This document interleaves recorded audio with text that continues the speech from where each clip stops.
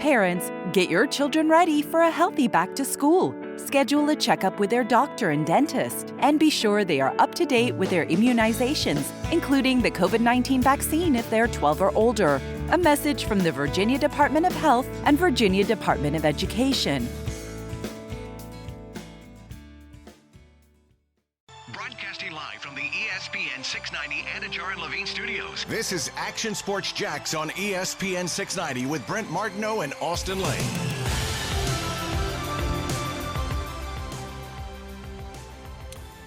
Happy Tuesday, everybody. Austin Lane, Action Sports Jacks on ESPN 690. Casey pushing all the right buttons. Happy first day back to school to a lot of kids out there. Summer's officially over. Hope you got it in. Hope you got those YouTube viewing parties in. Whatever kids are doing these days, I don't know. I'm so out of touch, man. It's the YouTube parties. It's all that stuff. But go homeschool. That's an option. Or you go homeschool as well. But obviously a big day. Kids are heading back to school. Ronan was ready to rock this morning. Couldn't take him to school. Had prior obligations, obviously. Ronan looking good, man. He was looking I saw good. him. Yeah, I'm sure you saw him on Facebook, I didn't did. you? Yeah. What did he have? Did he have the Giannis's on? Oh, of course, man. Is that what those were? He got a fresh new pair of Giannis's. That's awesome. Mm-hmm. Pull stuff up off your phone sometimes. You'll show me like I don't have the 40 from 1999 or 2003 Careful now. or whatever it is. I don't Careful. know what year it was. Careful about my age now. And you'll be able to pull that up, bam, on a dime. Look at this. Remember this? Yeah. No, I don't have any back-to-school photos on me. Sorry. So actually, the only reason I have one on me, yes, and I shared it with you guys. It was quite entertaining, by the way. Yeah, it's because those pants were sharp, by the way. We'll show it a little later, hopefully. But the reason I had it is because it's my best friend's birthday today. And so, like, it came up as a Facebook memory. Okay. And so I was able to find it. Nice. But do you believe, like, we're the same age? Well, he's a little bit older, but in that picture. Oh, I didn't see. I thought that was like your dad. Well, I mean, I don't even know which one you were now looking back on it. Yeah, we'll share it later. Yeah. Casey, did you find us a back-to-school picture? I got as close as we're going to get. How about the Stewart thing? Did you see that? That was insane. All right, we got some good stuff on the back to school. Yeah. I mean, that was classic. Yeah. It was so good, especially if you know Stewart. For sure. It was so good. Anyway, hey, if you could homeschool now, though, rather than go to school, would you go to school or homeschool? And I'm saying this as, like, from your point as, like, an athlete.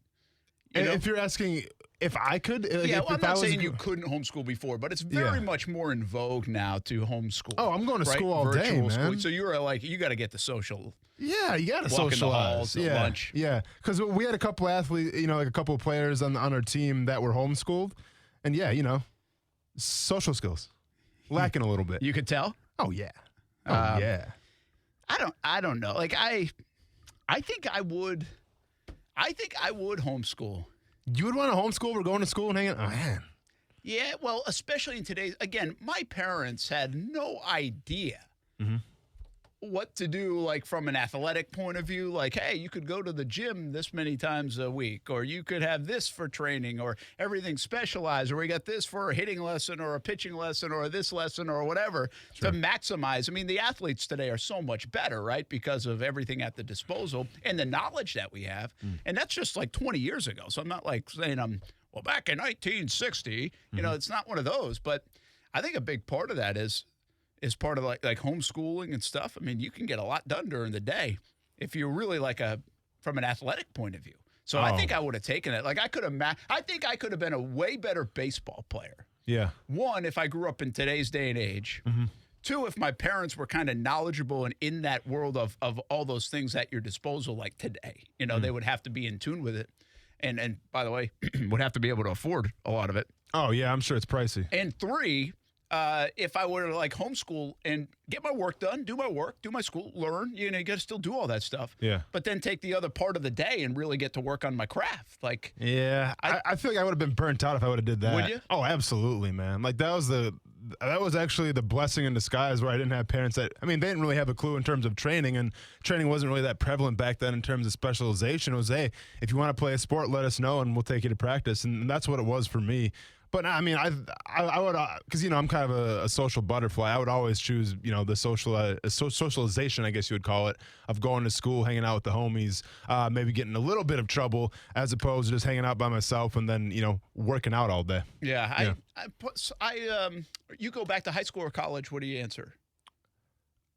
Oof, that's a good question. Probably high school, I would say. Interesting. My buddy says it unequivocally. Like, he's like, high school. Yeah, I'm like, no way. Like, I could care less about going back to high school. I'm going back to college. Like, I got no you. doubt. And, everybody, a lot of people would go back to high school more than you think. I mean, college years are so much fun, of course. But I just didn't, I didn't have a bad experience in high school either. Like, this isn't, I was a little, but I didn't get, like, picked on or anything like that. I had a big buddy. I got you. It helps to have those, man. Helps to have those. So it's not like I had a bad experience. Like, I liked high school. It was cool. But college was I wouldn't. No, I don't need. My buddy has always said, "Man, I wish I could go back to high school. Wish I could go back to high school." I'm like, no way, man. He played football and all that stuff. I think that maybe made a little bit of difference between the two of us. I just feel like college, I was a lot more busy, whether it was like working in the summer or whether it was like, prepping for the football season. Like, I didn't get a lot of time to just kind of sit and do whatever. Now, like, after practice, I would and play video games. I was probably supposed to be doing homework. Like, that was my time to kind of do whatever. But I felt like I had a lot more free time, a lot more just hanging out time in high school. So I'd definitely go back to high school. Yeah, that's interesting. Yeah. Okay, we'll talk more about school. Hopefully the kids got back to school well and good first day. Most of the area, St. Johns County goes back next week. So our kids will be going back next week. And hope everybody's safe and getting through everything that you got to get through. It's a different world the last couple of years going to school for sure.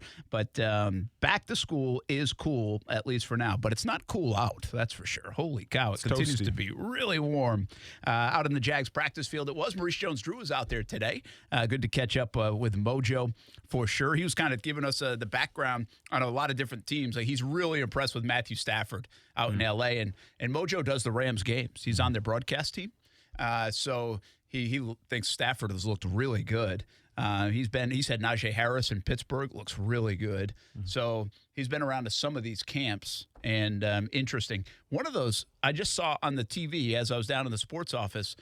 Should there be concern about Zach Wilson? I guess some not so great practices for Wilson. Should there be concern this early for Zach Wilson if you're a Jets fan?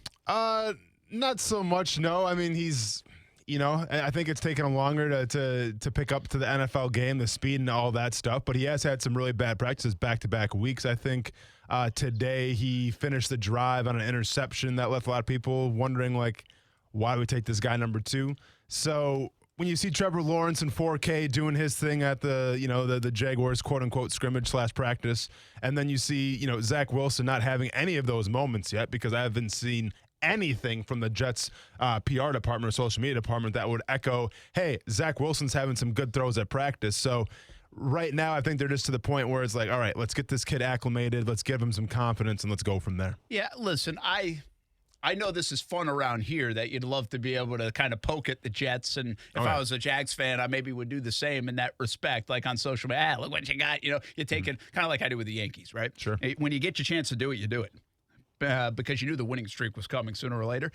And so I can see that, but I hesitate to do that from this chair because, listen, we've seen a rookie roller coaster out there for Trevor Lawrence at times.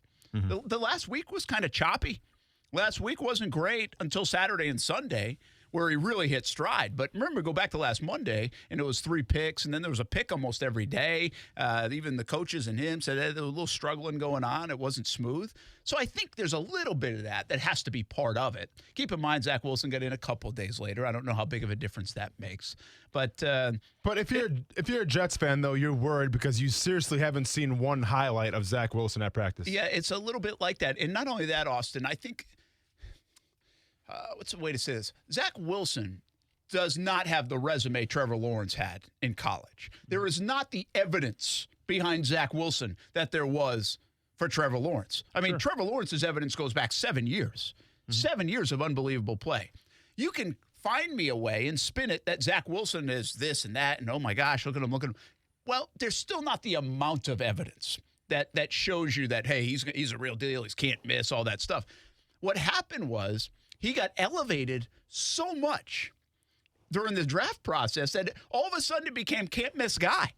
Like Justin Fields, remember? November conversations. Second pick probably when the Jags were sitting there. All of a sudden it flipped to, oh, no, Zach Wilson's a clear-cut favorite. What's wrong with Justin Fields? He's not going to make it. Well, look at the camps. Justin Fields having some good reviews coming out of Chicago. Zach Wilson, not so much so far. But I would be a little bit concerned that almost the Jets, you could go back and look and say, hey, the Jets couldn't trust their evaluation because they were almost obligated to take Zach Wilson by the time the draft rolled around because he was so head and shoulders above everybody else. Everybody put him on that pedestal as a number 2 pick. I just say beware of that. I mean, it's maybe they didn't trust their gut. They trust their stuff. Now, here's the deal. I think he's going to be a good player. Sure. I think all these quarterbacks in the first round are going to have nice careers in the NFL. But I think it's debatable whether Justin Fields should have been picked behind Zach Wilson. I said that even during the draft process. Yeah, I mean, I just think that when you see arm talent and you see explosiveness and all these adjectives that scouts love to use, obviously Zach Wilson had that. Now, did he play against the best competition?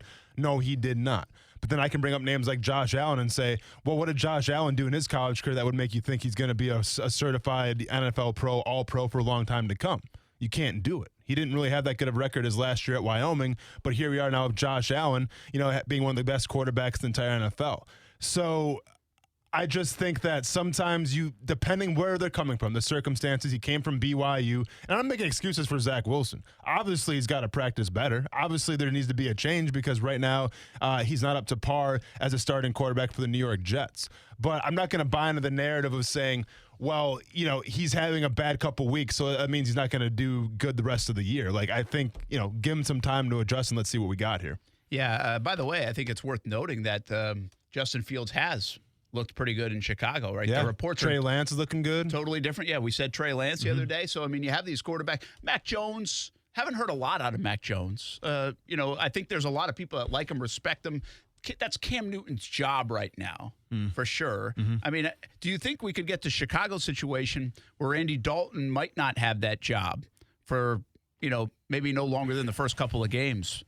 Based on the play or at least the narrative coming out of Chicago? Well, it all depends how the Bears are doing. If the Bears are winning games, then you obviously keep Andy Dalton at the starting quarterback. If they're struggling, then you need a change. I'm trying to look up who their first couple of games are against because, they have a pretty solid defense coming back. You have some weapons on offense, and you got an offensive-minded coach who's trying to put up some points.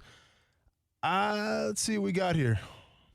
I can't even find their schedule. We talking about the Bears? Yeah, the Bears. Who we got, Casey? Start off at the LA Rams. Okay, that's a rough one.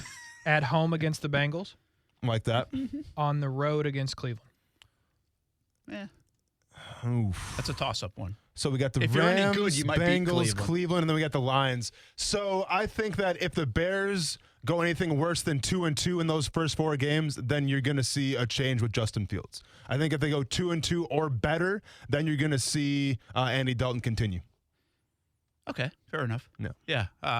Again, if he's playing really well, we'll see what happens when the preseason starts. But if he does play well and it looks good, I mean, there's no reason to sit him down. I mean, he's your future. If he's your guy, I mean, Andy Dalton, you know what he is. Justin Fields, the ceiling is way up. I'm a big fan of Justin Fields. I think he's going to be a good player in the NFL. I like the whole class. What's interesting, if you bounce around the NFL, which I didn't really think we'd do this early, but what the heck, we're on the quarterback topic. Sam Ehlinger was finishing up practice today for the Indianapolis Colts. Yeah, they're that desperate right now. And Jacob Eason there, too. These are 2 young quarterbacks that we've got all these quarterbacks that we could talk about from a youth standpoint. Trevor Lawrence, we think, is going to be there from day one, of course. Zach Wilson, the same. Trey Lance is going to sit down. Mac Jones is going to sit down. Justin Fields could sit down. You could look up in the first month of the year and people are talking about like a guy like Jacob Eason. Yeah. Because Indy's good. So, I mean, he could be like, if he does play well, again, I'm talking about if you wanted to predict, you want to make a bold prediction about, hey, who's the guy nobody's talking about now that someone might be talking about on October 5th? Jacob Eason or a Sam Ehlinger or somebody like that in Indianapolis, given the fact that they have a pretty good team around them, could be that person. That would be a long shot. But again, if you want to win big money on the odds makers. As in what, starting for the Colts, or what do you mean odds makers? Like winning? Well, yeah, winning and playing well. And well, I'm saying like what kind of bet we making here with the odds makers? Oh, no, I would just think, hey, if you say I don't know if you took all the young quarterbacks Okay. and said who's going to have like the best numbers, Yeah. like who's going to be leading rookie of the year candidate or young quarterback. What is Eason? Eason was last year anyway. Eason was right? last year. I think So he's not fourth a rookie of the round year. pick. Yeah. Ellinger's this year, right? Ellinger was a sixth round pick I this year. believe. Yes, this year. Yeah. So Was he sixth round? I don't know how you phrase the odds makers of this, all right? Yeah, But yeah. my point being is nobody at all expected Jacob Eason or a Sam Ellinger to play, and they might get called on to play. Now, do you think they're going to be successful when they do play? Well, but that's my point of the conversation. I mean, we could look up in October in the first few weeks, and they're playing all right because they got a good football team around them. Or it could be an epic disaster because they have a hard start. Yeah, You know, they have Indianapolis got a murderer's tough row. schedule to Yeah, start. they have a murderer's row. Yeah.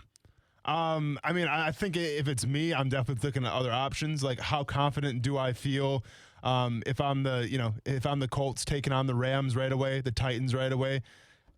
Not the most confident. And they have Brett Hundley, right? Because Hundley's the guy they picked up. Correct. But they still haven't made a move. Like, if you were going to make a move for Nick Foles, you would have done that, wouldn't you?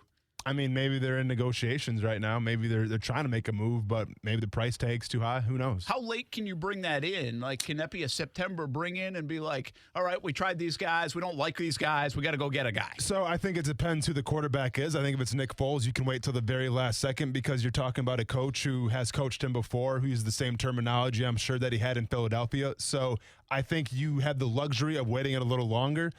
If you're trying to go after somebody else that's not accustomed to playing with Frank Reich, then who knows? I mean, the sooner the better, obviously. Yeah, that's fat. What are they talking about in Indianapolis? We got to go to Indianapolis. Get Indianapolis on insane. line one. Yeah. I mean, the fact that they've got Brett Hundley, Jacob Eason, Sam Ellinger taking snaps, and they've got all these other quarterbacks that they could go make a move for. Again, it's still early. We're a month away, but it's not really early. It's getting late quick.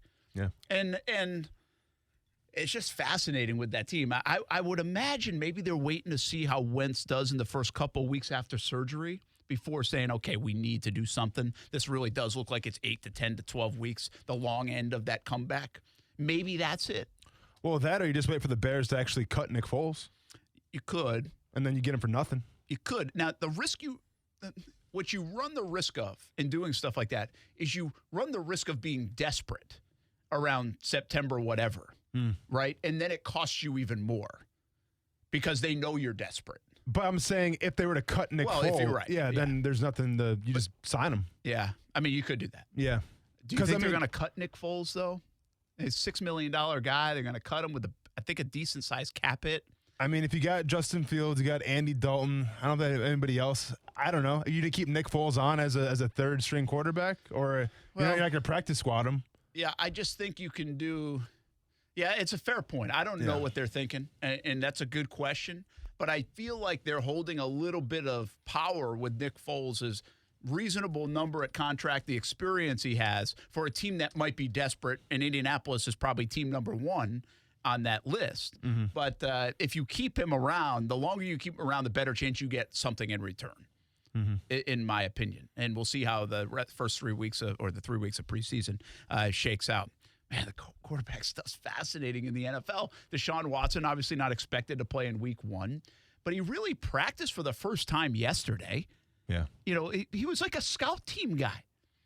You know, I will say this. I said this before when Watson made it to camp. And the thing that just shocks me about Watson is this is a guy that's got a lot of money.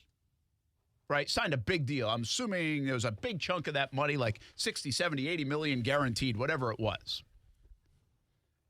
And he's coming to camp so he doesn't get fined like 50 grand a day. And he's therefore putting the microscope on him. And he's like not doing anything. Then he goes away. I'm surprised that the money was that much of a motivation if from a principal standpoint he didn't want to be there. 50,000 is 50,000. I get it, but the guy's got a ton of money. Yeah, but you just talked about the principle. It's not so much about losing $50,000 every single day because obviously Deshaun Watson can afford that. What the principle is that you have to write these checks every single day to the Houston Texans. Yeah, that's and fair. you're essentially buying into their pocket. if you're a player trying to get out, if you're a player that's against the front office, against the organization, the last thing you want to do is give him any kind of respect and any kind of incentive to be like, hey, we're winning this right now because I'm writing you a check for $50,000. So that, to me, is where it comes from. That's a good call. Players approach money different ways, but like every player is worried about his money. Every player thinks that, hey, I earned that money. That's my money. I don't want that to go to the bottomless pit that is the Houston Texans. That's fair. That's a good call. That's a good perspective on it. What is going on with the Sean Watson? The QB stuff is so good right now. I sent you to break with this, and we'll come back. We talk more about the Jags, by the way, out there today. Did you see what I tweeted last night? I'd never seen this before. I'm leaving work, and a guy's driving a motorcycle with no lights on. But he's got his cell phone flashlight out as his headlight. Sounds about right, man. And then, like, this is down the side road. I don't know if you know where our studios are, but it doesn't matter. This is down, like, it's not on, like, Beach or something. It's not on St. John's Bluff. Yeah. But then he turns on the St. John's Bluff and just goes right through the red light.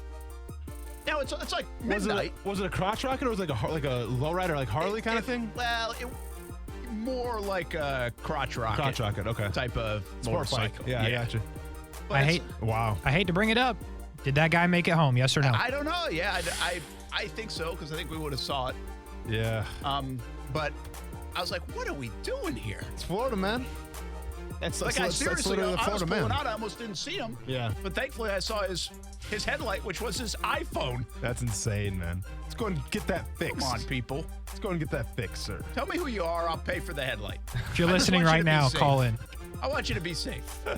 All right, we'll be back. Jags Talk, Action Sports Jags on ESPN 690. Hey, if you're like me, you got a ton of stuff in your garage. Well, you're not like me then anymore, because I got some of that stuff off the floor. That's what I did. I called Easy Garage Solutions. Said, I got to clean this up. I'm a little OCD about it. I want to be able to get to my door every time. That's what I use to get in my house, through my garage, not the front door. And so we were able to get Easy Garage Solutions out there, and no more hurdling shoes, bats, bikes, balls, the rest of it. Go to Easy Garage Solutions. It's as simple as that. One-of-a-kind monkey bar technology that will last a lifetime. That's where you hang the bikes and the lawn equipment and everything else. Easy Garage Solutions, shelving and overhead storage for boxes and bins, all that Christmas decorations. Easy Garage Solutions. Check them out at easygaragesolutions.com. Do what I did. It's that easy. Welcome back, everybody. Action Sports Jax on ESPN 690. Brent Martineau, Austin Lane, Casey here on a Tuesday. Jags were off yesterday, back at it today, and had pads on today. Getting after more winners and losers. That was an observation today. C.J. Henderson back on the field. There's an observation from today as well. And it was interesting to watch the practice with Maurice Jones-Drew, because at times he was like, man, who's that guy? That guy's playing well. That guy's playing well. And then there was a couple of drills doing. He's like, man, this is competitive. Yeah. So he bounces around other camps. And I thought it was very interesting to hear Maurice Jones-Drew say that. He's like, dang, look at that, man. That's competitive. This is competitive out here. Like, he noticed that. That jumped out to him after being out there for not that long. And, again, every camp is different. Every coach is different. But this was one of those days where I think Urban Meyer said, hey, we're going hard today after a day off. Then we'll start tapering down toward that Saturday night game and have you ready to play. But this was one of those days. It was hot out there. Pads were on. It was a winners and losers couple of periods, and it was highly competitive out there today. Now it's almost get ready for the first preseason game. Well, and this is what you find out what you have in terms of quality guys in that locker room. Because traditionally, when you have a day off, you have a couple options. You can recover your body, whether it's getting an extra cold tub in, getting some foam rolling sessions, a deep tissue massage, or whatever the case may be. You can take care of yourself that day, rest and relax. Or, you can maybe, I'm sure you can't do this right now, but you can go out to the beach bars a little bit and hang out. Now, I'm not sure if you can actually break. Would do that. I'm not sure if you can break camp, but I did see the Kansas City Chiefs went to the Garth Brooks concert, and Andy Reid was there himself. And Patrick Mahomes, Travis Kelce, they were all at the Garth Brooks concert. So maybe you can break camp these days. I'm not sure what the CBA actually entails. But it goes to find out, okay, so you have that day off. we got to come back here and work, and we got to find out what players are made of now. That to me was the point of today's winners and losers. It was the point of really increasing the tempo of practice once again. It's not letting guys get complacent and not letting guys get comfortable. Because after that break, sometimes you're a little lackadaisical. Sometimes, you're like, yeah, I'll get back into it eventually. You don't have time to do that because the first preseason game is right around the corner. Yeah, I thought it was interesting. I watched Urban Meyer after practice, too. And, part of the thing with Urban is you got to run off the field. You got to run everywhere. We heard some of the players say that. And there were a couple of guys that were, I don't know if they were walk/running like the Olympic Games, that kind of walking. But it was kind of more of a walk. And he wasn't like yelling at him. Yeah. But he'd be like, come on now, let's go. Let's go. Like he was trying to get him to that finish line. No, for sure. So I thought that part was interesting. As well. Cool moment after practice by a man by the name of Royce, who does a lot of cooking for the community on the east side. They brought him in to the circle and surprised him with a smoker. And they rolled up with the smoker, and it was a cool moment. And Urban Meyer was fired up about it, too. I've had some video out on Twitter, and I think the Jaguars were put more. They were kind of closer in it with some of that and what was being said. But then Royce broke down the team after. I thought that was pretty good. And the guys seemed to have a lot of fun with it, too. That's cool. I talked to Royce a little bit later on because we had previously met. I think he works at M-Shack. And so we had met a while back. And he said he'll have that smoker ready to roll, baby. Ribs, chicken, everything that he does for the community. So nice gesture by the Jacksonville Jaguars there for sure. Hey, the C.J. Henderson part of my observation, him being back, I don't know what it means. I don't know what it says. I don't know, okay, when it comes to C.J. Henderson. I don't know how any of us can. This at practice, not at practice, personal reasons, back out there. I view that, Austin, as these guys, the coaching staff especially, is trying to get him right, trying to get him there, whatever it is, That's my view of it. But, again, this is just something we're going to have to keep an eye on, like to the point he hasn't practiced enough probably to even play on Saturday, right? That's hard to say. I would probably say he hasn't practiced enough, and I think other guys have earned opportunities to get a lot more reps. It's to the point now where Charlie Strong even acknowledged that, they went to C.J. Henderson's house to see where he's at and everything, and he even admitted going with Urban Meyer. So we're to that point now of the chapter, that point of the narrative. And listen, I've said this many times before. C.J. Henderson has a lot to prove to Urban Meyer, whether it's Joe Cullen, whether it's Charlie, whoever the case may be, because they don't care that he was a first-round pick last year. Like, that does not matter to them. Now, on paper, it would be, well, you got to give this guy another shot because you invested so much capital into getting him in the first place. But Urban Meyer doesn't care. And I just feel like if they get this sense that whether it's a mental thing, a physical thing, but that he can't match what they're trying to ask of him of this defense, then I think Urban Meyer has no problem of letting C.J. Henderson go and obviously getting something for him on the market.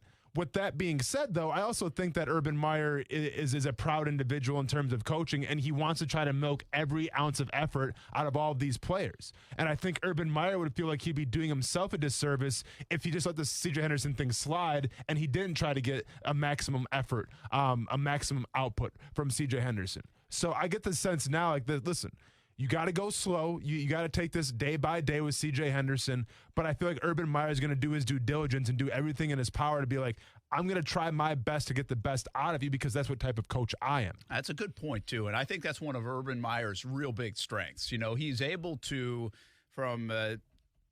really get the most out of probably any kind of player. And what I mean by that is super talented player, superstar kind of player, just blue-collar kind of player. It seems like over the years he has got the most out of that individual. Now, is it 100%? Probably not, but it feels like it's a high percentage. Guy who's been in trouble. Guy who might not feel like he wants to be a part of it. He's been able to get that player to perform. Mm-hmm. It feels very New England-like, You get a player that might look like the rails are falling off in one way, shape, or form. New England brings them in and boom, plays well, has a feel like that. Yeah. And I think Urban, if you look back at his career, and obviously there were notable instances at Florida, right? And some you could even be critical about because of some of the off-the-field stuff, but was able to manage that. I'm not saying look the other way on the off-the-field stuff, but the one thing about that team with the Gators is he had a lot of stuff going on that could have been distractions and all of this, and was still able to bring that all together, team leaders, Urban Meyer, the rest, and perform at a very high level. So I agree with you in the sense that, hey, listen, if somebody's going to get C.J. Henderson back on track or get the most out of C.J. Henderson, I think Urban Meyer can do that. Charlie Strong can help do that. I think this way about Taven Bryan. If he can get on the field, if somebody's going to get the best and find the talent that Taven Bryan has and hasn't used yet, I think it could be a guy like Urban Meyer. I think he's shown an ability to do that. Now, he's not a miracle worker, okay? I mean, these guys are going to have to want to buy in and do it too, and you got to be right. And we don't know where C.J. Henderson is, but the bottom line is he was back on the field. Charlie Strong had this to say about C.J. Henderson and going to the house and trying to get C.J. right. No, we didn't have to go over to get him to come to the facility. We just had a conversation with him. But, anytime you have a great young man like that, you want to make sure that you do everything possible to help him and to help him get back on track. And I telling Coach, I said that, we're out of the process of just trying to just get guys and just push them aside. Our whole thing is just creating value for them. That's Charlie Strong. And I got to tell you this, folks, and I don't know if you feel this as a fan, but I feel it from a media standpoint. I mean, the transparency and even admitting they went to his house. I know they were asked the question. I know it's been out there a little bit. I told you this last Thursday, I think it was, right? And I appreciate the transparency from Charlie Strong here in saying that, yeah, they did that, and they're trying to explain why. The problem that we have here as like the consumer of this information is we still really don't know what does getting him right mean. Like, what is he going through? And again, I'm not saying that's our business, but we don't know. Parents, get your children ready for a healthy back to school. Schedule a checkup with their doctor and dentist, and be sure they are up to date with their immunizations, including the COVID-19 vaccine if they're 12 or older. A message from the Virginia Department of Health and Virginia Department of Education.